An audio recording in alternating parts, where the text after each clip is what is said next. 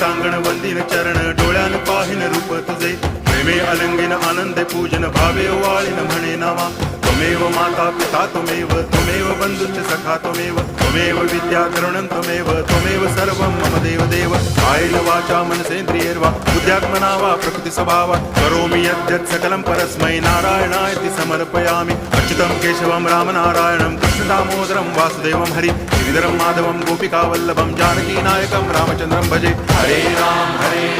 Ram Ram Hare Hare Hare Krishna